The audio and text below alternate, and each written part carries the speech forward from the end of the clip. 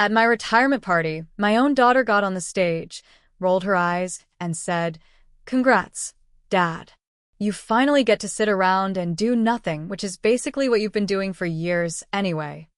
The room fell into awkward silence as she continued, "Let's hope you're better at being a grandpa than you were at being a father." I wanted to crawl under the table, but then my son took the mic and said something that changed everything. I'm 63. Just retired after working over 3 decades as a building inspector in Fort Worth, Texas. I never expected a grand send-off.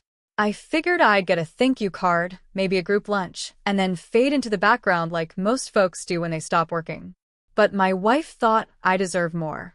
She went all out, rented a local event hall, catered the food, invited my coworkers, old friends, and both of our kids, Jamie and Aaron. It was supposed to be a good night. I should have known better. I knew Jamie had issues with me. She's 32 now, a school counselor, sharp as a whip.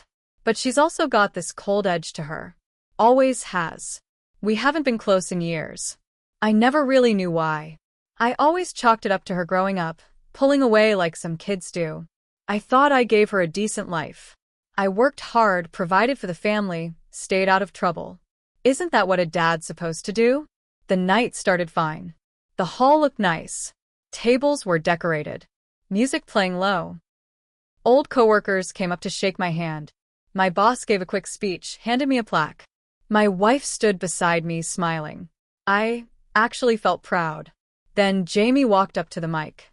She looked beautiful, like always, but her face was tight. Cold. She gave this little smirk before she spoke, like she was already annoyed to be there.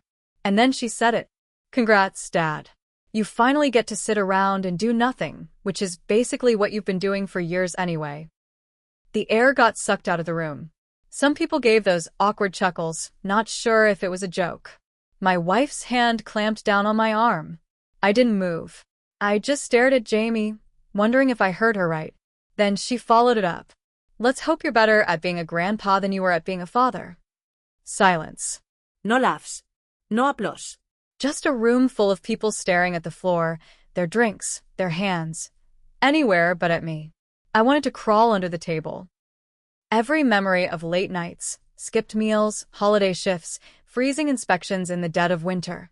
All of it flashed through my head. I thought of all the times I came home dead tired but still tried to help with homework, or fix a bike, or just sit on the couch beside my kids, even if I couldn't keep my eyes open. And she threw all of that out like it was garbage. I didn't know what to say. I just sat there, humiliated. Then Aaron stood up. Now, Aaron's never been loud. He's 29, works in landscaping, lives about 20 minutes from us. He's a quiet guy. Doesn't cause trouble. Never has. He doesn't speak unless he means it. He walked up, took the mic out of Jamie's hand. No expression on his face. Just calm. "That's enough." He turned to her. She looked shocked, like she couldn't believe he was challenging her. "You don't get to come here and spit on the man who gave up everything for us. He wasn't perfect. We both know that. But he worked. He showed up. You were too little to remember what it was like when Mom was sick and Dad was working 2 jobs. I remember him getting home with dust all over his face and falling asleep in his chair with his boots still on." Jamie tried to say something. He cut her off. "You're mad? Fine. Be mad. But don't act like he was some ghost who did nothing. You had clothes, food, school, summer camps. Where do you think all that came from?" Jamie's eyes started to well up. But she didn't cry. She just stood there, silent. Then Aaron turned to me. "I used to think you didn't care. That you just worked to avoid us. But now that I'm older, I get it. You didn't know how to say stuff. But you were there. You always came back. That counts." That broke me. I didn't cry in front of people. Ever. But I did then. The room clapped. Quiet at first, then louder. I saw my wife wipe her eyes. A few of my coworkers nodded. Some of my old friends patted me on the back. Jamie sat back down. She didn't say another word that night. I thought maybe that was the end of it. Just a bad moment from a bitter daughter. But I was wrong. Because 3 days later, she came to our house. She sat down with me and Linda. What she said knocked the wind out of me worse than anything at that party. She told us there was more behind that speech. A reason. A secret she'd been keeping since she was 14 years old. Jamie showed up 3 days after the party, unannounced. Linda and I were in the kitchen. I was finishing a crossword, and she was prepping chili for dinner. We heard the knock, and Linda looked out the window. "It's Jamie," she said, surprised. I felt a pit in my stomach. I thought maybe she was coming to apologize. Maybe Aaron's speech got through to her. Maybe we could put it behind us. She walked in, didn't hug either of us. Just asked if we could sit down. So we did, right there in the living room, all three of us. Jamie was quiet at first, staring at the floor. Then she looked up at me. "I owe you an explanation," she said. Linda nodded gently. I just waited. Jamie took a deep breath. Her voice trembled. "You remember when I was 14? That summer Mom had surgery and stayed at Grandma's for recovery." I nodded. That was one of the hardest times we'd had. Linda had gotten a hysterectomy and stayed with her mother out in Abilene for 6 weeks while she recovered. I stayed back with the kids so they wouldn't miss school. Jamie was a teenager. Aaron was 10. "Well," she said, "something happened that summer. Something I've never told anyone." My hands clenched. Jamie's voice got quieter. "You remember that friend of yours, Ron?" she said. "The one from work? The guy who used to come over to help with the garage remodel?" I felt my chest tighten. Ron had worked with me for about 10 years. He was a loud, joking kind of guy. A divorced dad. He had beers with me a few times after work. Helped me with drywall one summer. "Yeah," I said slowly. "What about him?" Jamie looked me straight in the eyes. And what she said next made my skin go cold. "He touched me. Multiple times. That summer." The room went dead silent. "I told him to stop," she said. "I told him I'd scream. He said no one would believe me. That you'd take his side. That I was making things up." Linda gasped. I couldn't speak. My head started spinning. "Why didn't you tell me?" I finally managed to say. My throat burned. "I tried," she said, her voice cracking. "I tried, Dad. But every time he was around, you laughed with him, trusted him. I thought you'd just call me dramatic. So I stayed quiet. And every time I saw you with him, I hated you for it." I couldn't believe what I was hearing. My heart felt like it stopped. My brain kept trying to go back, to remember if there had ever been a sign. A clue. But I never saw it. "I'm sorry," I whispered. "I didn't know." She wiped her face. "I know. I figured that out eventually. But it stuck with me. All these years. Watching you get celebrated. Watching people call you hardworking and good father. I couldn't take it. I snapped. Linda leaned forward, holding Jamie's hand. Her eyes were full of tears. Jamie said, "Aaron didn't know. Nobody knew. I buried it. But it's been eating me alive." I sat there, still in shock. I felt guilty. Furious. Sick. Then she added one more thing. "I looked him up last year," she said. Ron. "He lives in Amarillo now. He's remarried. Has stepkids. Girls." My stomach turned. "I don't want revenge," Jamie said. "I just want you to understand why I've been the way I am. Why I kept my distance. Why I said what I said at the party." I couldn't think straight for days after that. I hadn't seen or spoken to Ron in years. He quit the job back in 2011 and moved out of town. I never gave it much thought. But now, everything felt different. A part of me wanted to drive out there and confront him. Another part wanted to crawl into a hole and disappear. But then Aaron found out. He overheard a conversation between me and Linda one night. And he didn't take it quietly. Aaron found out 2 nights later. I was in the garage, sitting in my old camping chair with a beer in hand, still trying to make sense of what Jamie had told us. Linda had gone to bed early. I thought I was alone until I heard the garage door creak open. Aaron stepped in. He looked tense. "Dad," he said, "we need to talk." I sighed. "You heard?" He nodded. I was getting a glass of water. "You and Mom weren't exactly whispering." I rubbed my face. I was gonna tell you. Just needed time. Aaron sat across from me, arms crossed. So, it's true, he asked. That bastard Ron touched Jamie? Yes, I said. My voice was low. Back when she was 14. While your mom was recovering in Abilene. I had no idea. Aaron leaned back, shaking his head. I remember him. Always thought he was kind of a creep. Never said anything because, well, you trusted him. I didn't say anything. Then Aaron looked at me dead in the eye. I found his address. I blinked. What? Ron. I looked him up. He's in Amarillo, like Jamie said. Got a business there. Lone Star Gutters. He's got a stepdaughter who's in high school. I saw a photo. I felt my blood go cold again. Aaron continued, Jamie may not want revenge. But I do. He doesn't get to just live a normal life after that. I shook my head. Aaron, this isn't the way. No, Dad. You don't get to stop me on this one, he snapped. You trusted that guy. We all did. And Jamie's been living with this poison inside her because no one did anything. Not even her own family. He stood up, breathing hard. Don't worry, he said. I'm not going to kill him. But I'm going to make damn sure the world knows what he did. And then he walked out. I didn't sleep that night. The next day, Aaron called in sick to work. Then he drove to Amarillo. I didn't hear from him for 2 days. Then Jamie called. She was crying. Aaron showed up at Ron's house, she said. I gripped the phone tighter. What happened? I asked. He confronted him in the driveway. Told him he knew everything. Told his wife, too. I closed my eyes. She didn't believe him at first, Jamie said. But Aaron brought an old yearbook photo of me and copies of messages Ron sent to Dad back in 2005. He made a whole damn folder. He didn't tell me he was going to do that.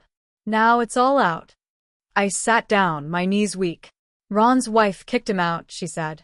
She posted something vague on Facebook about lies, secrets, betrayal. People started talking. Someone from his business called Aaron today.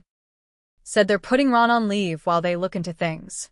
I didn't know whether to feel proud or terrified. Then Jamie said something I didn't expect. I didn't want this, she whispered. But I'm not mad that it happened. Neither was I. But things weren't over yet.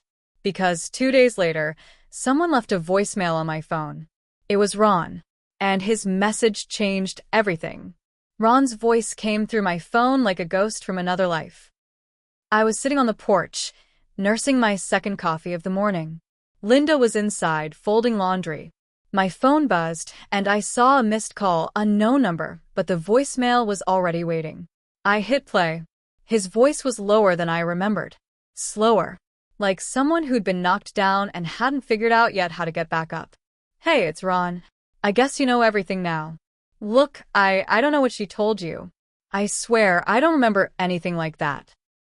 I was drinking a lot back then, and if I crossed a line, God, I don't even know what to say. But I've lost everything. My wife kicked me out. My company's under review. My stepdaughter won't look at me. There was a long pause. I thought we were friends, man. I never thought you'd let your kid go scorched earth on me without even a call. You didn't even ask for my side. Then the voice changed. You think you know the truth? Maybe ask Jamie if she's telling you everything. Kids lie, especially teenage girls. You think she didn't have reasons to hate me back then? Ask her about that night she broke the picture frame in your garage and blamed me.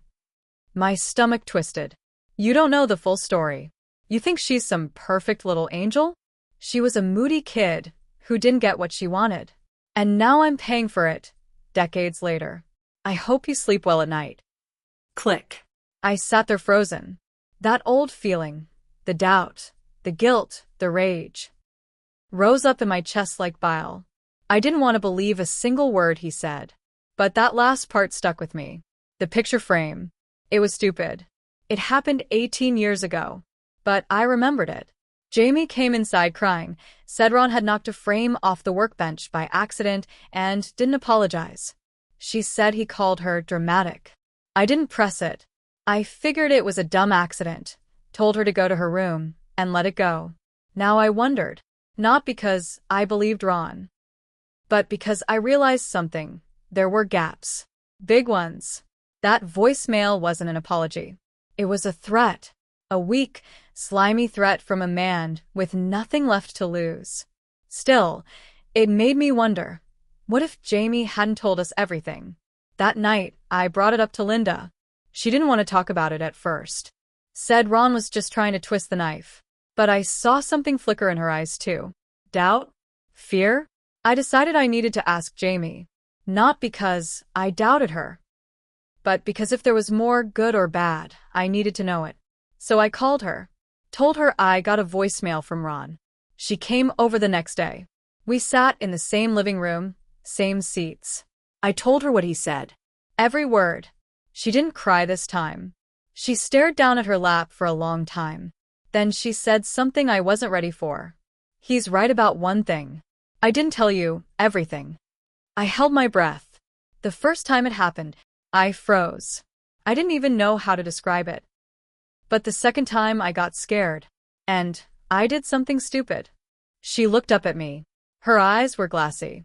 I broke that picture frame on purpose. I wanted you to notice something was wrong. I wanted you to ask me what happened. But you didn't. My stomach dropped. I didn't know how to say it, Dad. I was scared.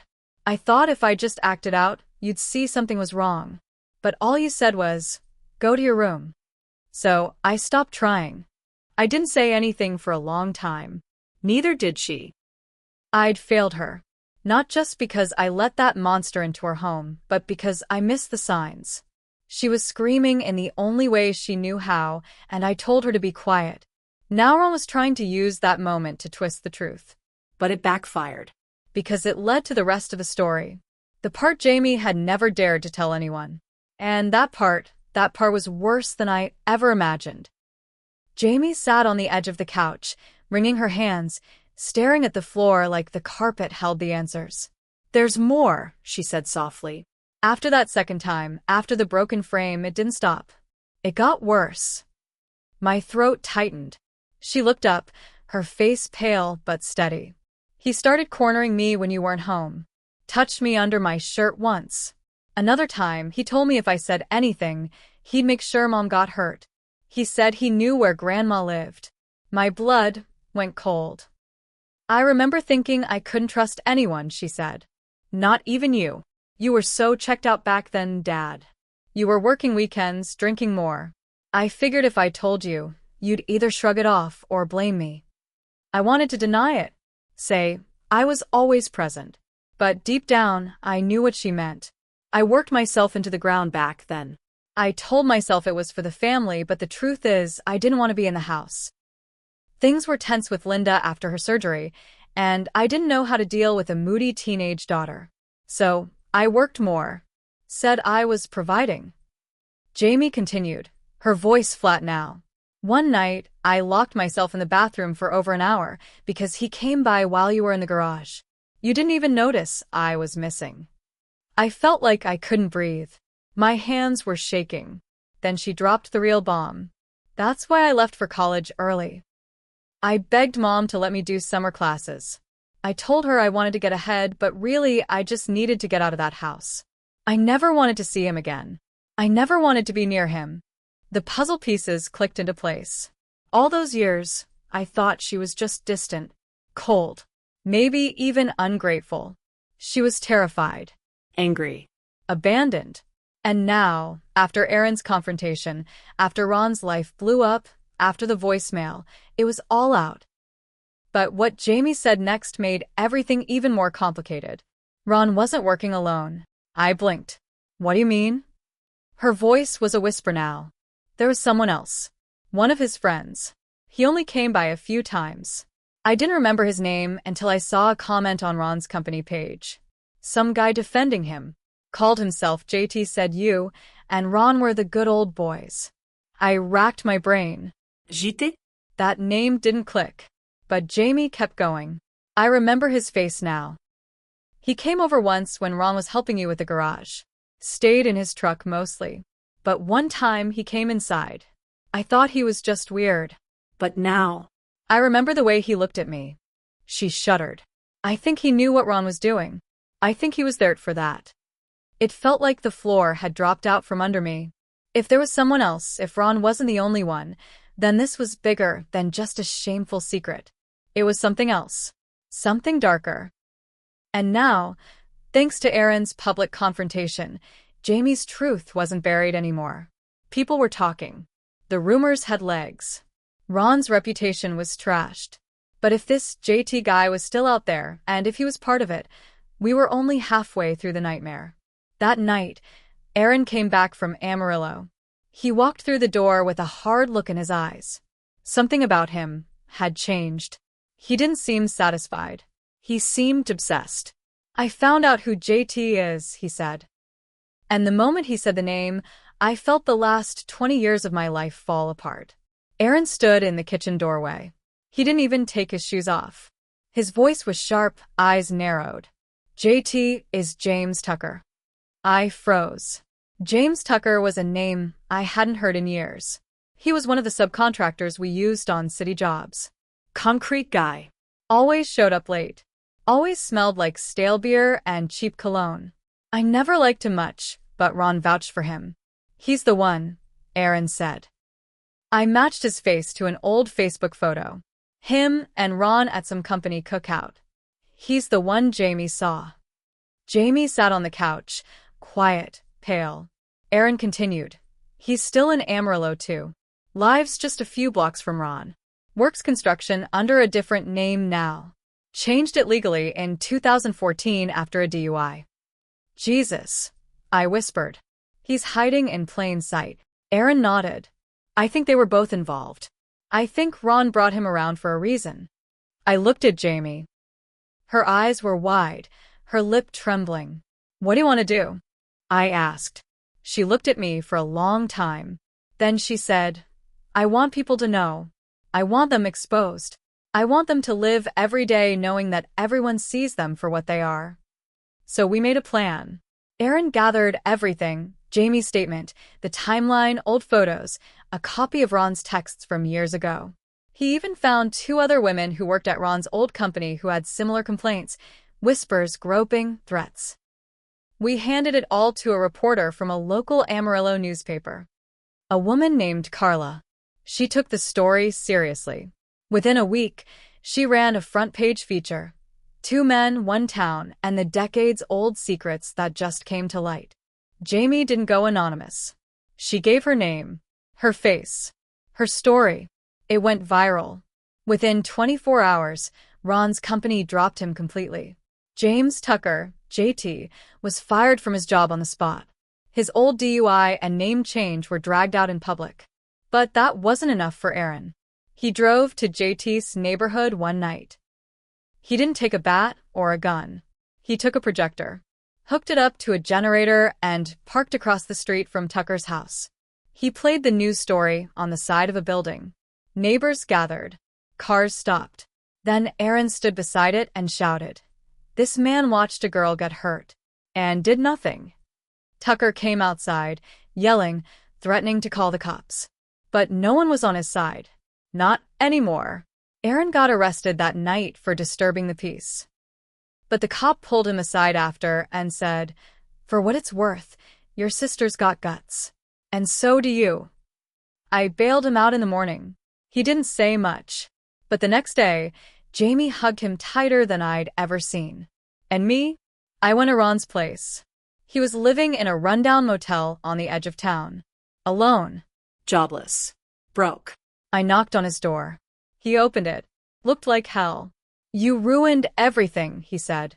I stepped closer. Looked him dead in the eye. No, I said. You did.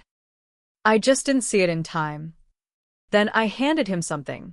It was the broken picture frame. The one from our garage. Jamie had kept the glass shards in a shoebox all these years. I said, You remember this? She wasn't clumsy. She was crying for help. He looked at it. Then at me. For the first time, Ron didn't have anything to say. I turned and walked away. Later that month, a DA from Potter County opened an investigation. Ron and JT weren't charged. Statute of limitations had expired. But the court of public opinion took care of the rest. They lost everything. Their reputations, their homes, their peace. And me? I finally sat down with Jamie. Just us. I told her the truth. That I should have been there. That I missed every sign. That I made excuses for people I shouldn't have trusted. She didn't forgive me. Not right away. But she didn't push me away either. I'm not healed, she said. But I'm not hiding anymore. We both made mistakes. Me, most of all. But in the end, she got her voice back. And Ron? He'll never have peace again. Not as long as the world knows who he really is.